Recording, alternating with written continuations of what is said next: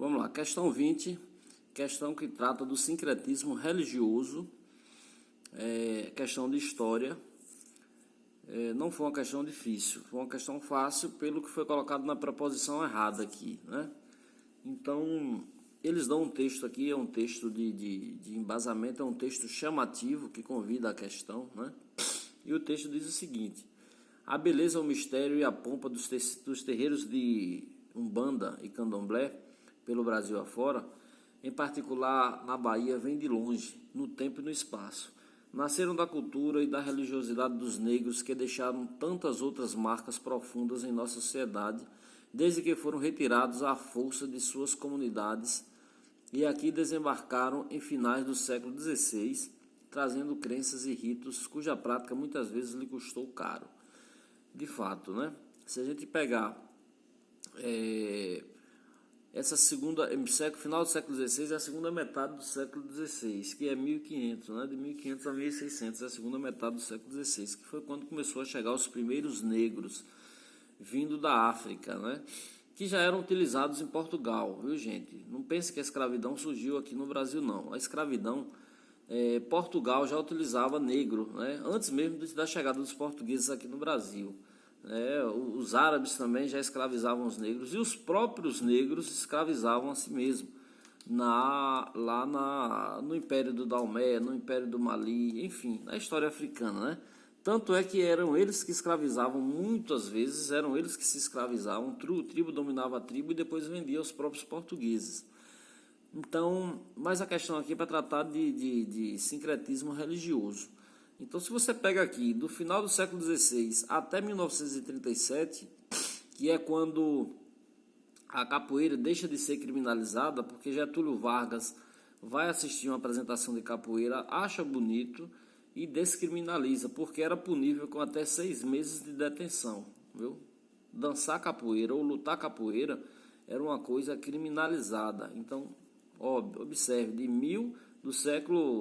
1550 até 1937, veja o tipo de opressão e de perseguição que os negros sofreram em seu modo de ser e sua cultura, né? Mas vamos aqui para as preposições, então. Sincretismo, deixa eu lhe dizer mais ou menos o que é sincretismo. Sincretismo religioso é a união de duas religiões, é a união de dois costumes, de duas crenças ou mais, e daí forma-se um terceiro, né? Elementos se camuflam, valores se camuflam dentro de outros valores que formam ali um terceiro valor.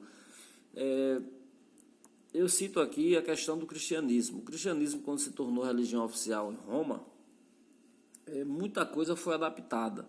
Por exemplo, no Natal a gente comemora aqui o nascimento de Jesus Cristo, né? Do Deus menino, de Jesus Cristo.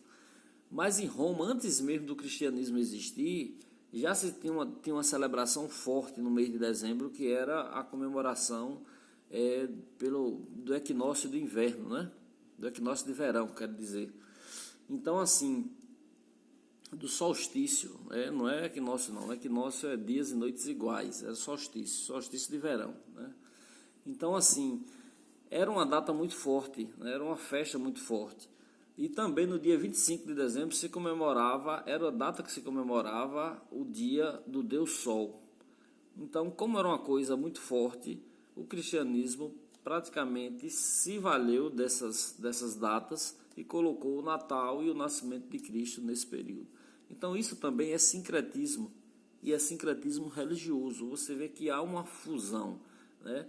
São vários outros exemplos, né? Mas para o vídeo não ficar grande e você entender o que é sincretismo, é isso. Sincretismo é você, o Deus católico, o santo católico chamado São Jorge, e os negros, por não poder cultuar diretamente São Jorge, por não gostar, por ser indiferente, por lhe ser indiferente, e nem eles poder, né, dizer que não ia cultuar, porque eram obrigados, porque escravidão, o escravo era uma propriedade, não tinha direito à escolha, era o que o Senhor dizia que ele tinha que fazer.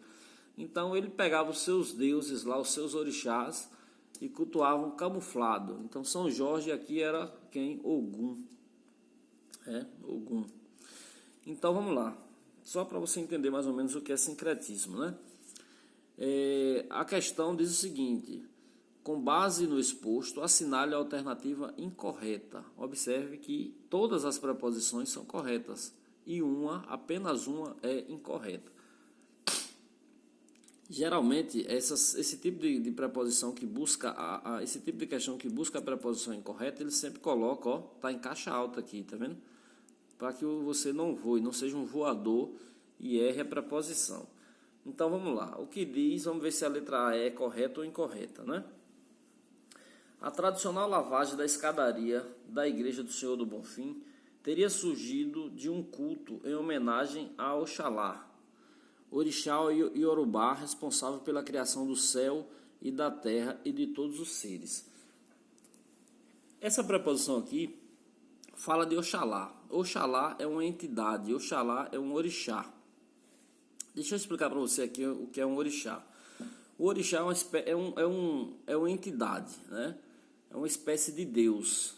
Para a gente simplificar, imagina o Olimpo. Quem era o Deus dos deuses no Olimpo? Não era Zeus, que comandava tudo e a todos?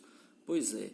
Os orixás, o mais poderoso deles é Oxalá, que é quem tudo criou, quem tudo fez, e quem tudo coordena e quem tudo domina.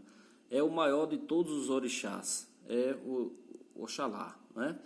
Então, assim, orixá iorubá responsável pela criação do céu, da terra e de todos os seres, é verdadeira.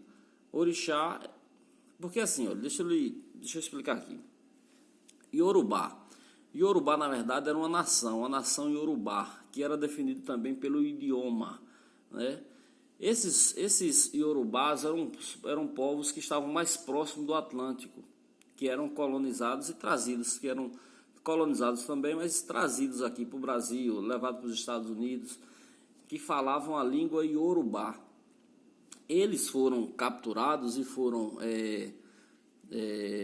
sofreram influência bastante do cristianismo, porque Portugal era um país católico, né? Tanto lá em território africano, que eles sofriam essa cultura, né?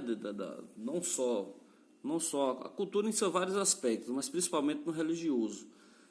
E depois aqui no Brasil também. Então a nação iorubá eram os povos que estavam mais concentrados nas proximidades do Atlântico. Aqueles outros povos que foram também colonizados, mas que estavam mais lá no oeste, que estavam mais interiorizados, que estavam mais lá para a costa do Índico, eles foram colonizados pelos árabes, né? Então, assim, os árabes chegaram primeiro. Aí é preciso que você relembre aquela questão do século VII em diante, que é quando tem explosão, né, do Império Árabe, que chega a Portugal, até a Espanha, né? Parte da Espanha, e depois eles são expulsos através do processo da Reconquista. Mas eles não ficam só ali no Mediterrâneo, não. Eles entram pelo Egito e saem descendo na costa africana, do outro lado, ali próximo ao Índico. Quem coloniza tudo aquilo ali é tudo influência dos árabes. Então, os negros que são colonizados por esses árabes, que têm influência desses árabes, eles já vêm servindo entendendo que Maomé é o profeta e que Alá é o único Deus. Então, esses povos aí, aqui na Bahia, eles se chamaram de jejes, né? Esses escravos islamizados, né, que estavam mais a oeste do território africano, eles eram chamados de jejes. E os iorubás, aqui na Bahia, eram chamados de nagôs. Então, isso é detalhe que você pode ser surpreendido numa questão, né? Aqui na Bahia, esses escravos islamizados eram chamados de jejes, e os escravos que falavam o iorubá eram os nagôs, né? Então, assim, os jejes cultuavam os vudus. Os jejes cultuavam os vudus, que eram esses bonecos, entendeu? São entidades também. E os nagôs, os de língua iorubá, cultuavam os orixás. São muitos orixás, existem mais de 200 orixás, né? Aqui no Brasil existem alguns que são mais famosos e os brasileiros cultuam os mais famosos, mas existem muitos orixás. Orixás é uma entidade que representa um ancestral, que representa uma faceta, né, de Oxalá, que é o Deus supremo deles, né?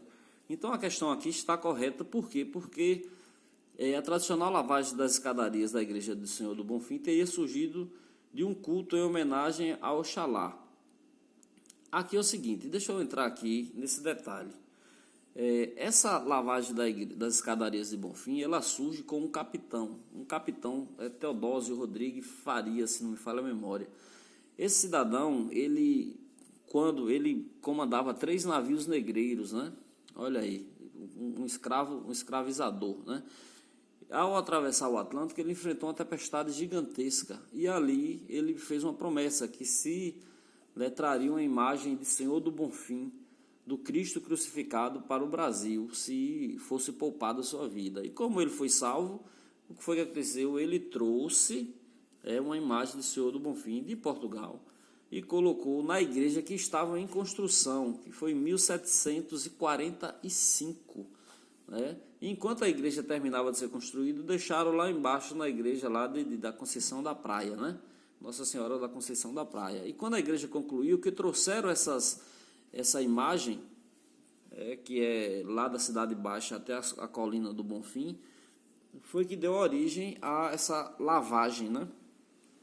Existem várias versões sobre o surgimento desse culto aqui, que é a lavagem das escadarias do Senhor do Bonfim, né? Uma das explicações mais razoáveis aqui é que esse culto começou porque os escravos eram colocados para lavar as escadarias. Então eles aproveitavam aquele momento ali, enquanto estavam lavando, para cultuar o seu Deus, que era Oxalá. Então eles ali lavando, eles começaram a cultuar as águas de Oxalá. E aí, com o tempo, começou a ficar forte por isso, porque às vezes eles entravam, né? Mas depois a igreja, percebendo o sincretismo, proibiu e deixou somente na parte externa, que são as escadas, que era uma espécie de sincretismo mesmo religioso, que existe até hoje, né? E ali existem os amuletos daquelas fitinhas, que era uma fita que antigamente era maior, aquelas fitas do Bonfim, eram do tamanho do braço direito da imagem, né? Chegava até 50 centímetros. É uma espécie de amuleto, aquelas fitas, né? As pessoas botam ali, fazem os nós, né? Os nós representam os pedidos e deixa lá, né? Quando no braço, até que o tempo consome tudo. Depois, quando se rompe, é sinal de que vai se concretizar. Então, assim, isso é só detalhe de como surgiu essa lavagem das escadarias. Então, fatalmente, se você tem a noção do que é Oxalá, que é o maior dos orixás. Os orixás é coisa dos iorubás, que aqui na Bahia eram chamados de nagôs, que eram os escravos cristianizados. Mas existiam os escravos islamizados, que na Bahia a gente teve a revolta dos malês, né? Que eu pretendo fazer um vídeo só sobre isso. Então, esses escravos islamizados que vieram lá das bandas de Daomé, do Império de Daomé, eles eram chamados de jejes e cultuavam os vudus. Há uma diferença. Então, essa preposição aqui é uma preposição que, naturalmente, ela veio de graça, né? Isso, assim, para quem está atento, né? Então, vamos para aqui para a segunda preposição. Então, definitivamente, a resposta incorreta não é a letra A. Vamos para a letra B. A mistura de tradições diferentes, por vezes até opostas, dá-se o nome de fanatismo religioso, presente nas procissões, nas festas populares, no pagamento de promessas e no culto aos santos. Então, a mistura de tradições diferentes, por vezes até opostas, dá-se o nome de fanatismo religioso. É exatamente o oposto. O fanatismo religioso é aquilo que não admite o outro. O fanatismo religioso, ele começa exatamente pela falta de respeito ao outro. Quando você vai estudar os exemplos de fanatismo religioso, né, os xiitas, lá entre os árabes, e até aqui mesmo, né, esses islâmicos, né, do mundo atual, ali na Nigéria, o Estado Islâmico, eles não admitem influência de nenhuma outra, é a coisa pura, né? É a crença pura. Então, quando existe a combinação, quando existe a mistura, é sinal de respeito, é sinal de sincretismo, de que nasce ali de forma camuflada, que dá origem a uma coisa bonita. Porque, acredite, as religiões de matriz africana, elas não subsistiriam, não existiriam hoje, se não se valesse dessa mistura, né? Se não se valesse dessa amálgama em que elas se fundiram, como elas se fundiram ao cristianismo e aos povos indígenas também, né? As tradições indígenas. Então, de cara você vê que é o oposto, porque fanatismo religioso, ele não admite mistura, ele não admite a relação com o outro. Então aqui a resposta, muito provavelmente, vamos considerar isso aqui, porque isso é falso. Vamos considerar esse termo aqui, fanatismo religioso, presente nas procissões, nas festas populares, no pagamento de promessas e no culto aos santos. Pagamento de promessas é um livro, O Pagador de Promessas, bem interessante, que retrata demais o que estamos falando de sincretismo religioso. Se você não leu ainda O Pagador de Promessas, dê uma lida, que você vai ver como se fundiu ali. É aquela situação do Pagador de Promessas, né? De Santa Bárbara e Iansã. Iansã e Santa Bárbara é a mesma coisa? Eu já peguei discussões já uma vez em Salvador, na academia, discussão de 2 alunos lá, colegas, eles discutindo sobre isso, né? E depois que a gente vai ler, a gente vê que um deles tinha razão, porque Iansã e Santa Bárbara não são a mesma coisa. Santa Bárbara é uma santa católica. Iansã é uma divindade, é um orixá. Iansã é um orixá. Então, o que acontece é que os negros, sendo proibidos de cultuar a Iansã, camuflaram Iansã em cima de Santa Bárbara. Então, são divindades diferentes, né? Mas, dentro do sincretismo religioso, para os negros, Santa Bárbara era a Iansã. Entenderam? Então é isso. Essa questão aqui provavelmente está errada, né? Ela é incorreta, provavelmente. Mas vamos descer para as demais. Letra C. A convergência de interesses entre a Igreja Católica e a coroa portuguesa levou à cristianização forçada dos africanos civilizados. Africanos civilizados. Olhe, primeiro, interesse da coroa, a Igreja Católica e a coroa andavam para e passo, né? No Brasil Colônia e no Brasil Império, a religião oficial do Brasil era o catolicismo. Então, andavam de mãos dadas, né? A Igreja Católica, de fato, era até quem validava os atos da administração. Então, assim, tinha um caráter legal, tinha um caráter de tribunal a igreja, né? Vale dizer que a igreja, inclusive, mandava a gente para a Inquisição, queimava e tudo mais, porque tão forte era o seu poder. Então, a igreja era o Estado e o Estado era a igreja também no Brasil Colônia, né? A convergência de interesses entre a Igreja Católica e a coroa portuguesa levou à cristianização forçada dos africanos civilizados. O que acontece aqui é o seguinte: existiam 3 tipos de escravos no Brasil. Existiam os escravos boçais. Os boçais eram aqueles escravos que chegavam ao Brasil, que não dominavam o idioma, que não dominava a fala, né? A linguagem. Então ele demorava um tempo a aprender, ele demorava um tempo a se habituar com o novo mundo. Geralmente era aquele cara que não falava nada, né? Era o escravo que não falava nada de português. Ou do Nhegatu, que era a linguagem geral que existia no Brasil até 1800 e alguma coisa. Então, o boçal era aquele que não sabia falar o português, que não dominava o idioma. O ladino era aquele escravo que já falava, que já estava totalmente habituado. Chegou ao Brasil, aprendeu o idioma, aprendeu a cultura e se comportava como se aqui tivesse nascido. E existia também um outro escravo, que era o escravo que nascia no Brasil, né? Filhos de pais e mães escravas, mas já nascido aqui no Brasil. Então esse já estava totalmente aculturado, ou seja, não sabia se ele era brasileiro, se ele era português ou se ele era africano. O sentimento de pertencimento à terra, né? Então, assim, esses escravos, naturalmente, como eram propriedades, como ele tinha os seus donos, eles não tinham que pensar, não tinham que Então, a igreja, fatalmente através dos senhores de escravos, convertiam de forma coercitiva os escravos ao cristianismo, né? Então não tinha muito o que eles decidirem, não. Até o tipo de roupa que eles vestiam era o que os senhores mandavam. Então, essa preposição aqui é verdadeira, né? Ela não está incorreta, né? A convergência de interesses entre a Igreja Católica e a coroa portuguesa levou à cristianização forçada dos africanos civilizados. Seja civilizados ou não, né? Civilizado quer dizer o idioma, né? O idioma. Falando ou não o idioma, eles eram obrigados a cultuar o cristianismo, né? Então aqui vamos para outra preposição, que é a letra D. Deixa eu achar aqui.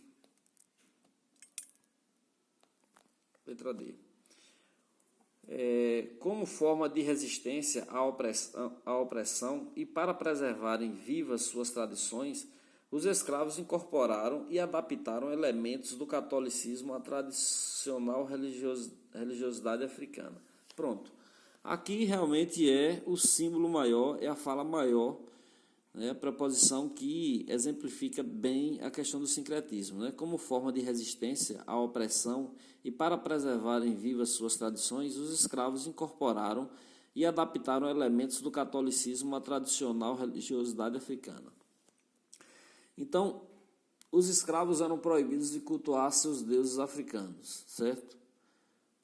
Alguns senhores deixavam isso porque até era como forma de acalentar, né? Acalentar. Eles usavam na senzala, faziam capoeira, tocavam seus atabaques na senzala e em algumas partes afastadas. Isso era comum, alguns senhores permitiam, né? Mas na regra geral era proibido.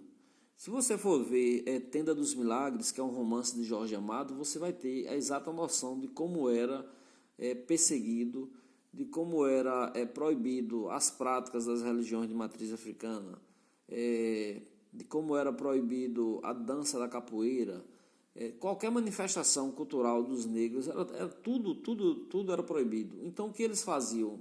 Eles faziam, de certa forma, o sincretismo religioso, que eles pegavam as suas divindades, os seus orixás, e travestiam em cima das divindades católicas, que é esse exemplo que eu acabei de dar aqui, de Iansã, né? Iansã e Santa Bárbara. Então, Ogum, Xangô, Nagô, todos esses orixás tinham um correspondente católico. Era a maneira como eles faziam para poder aliviar a dor ali da escravidão, né, e preservar a sua religiosidade. Incorporavam e adaptaram elementos do catolicismo à tradicional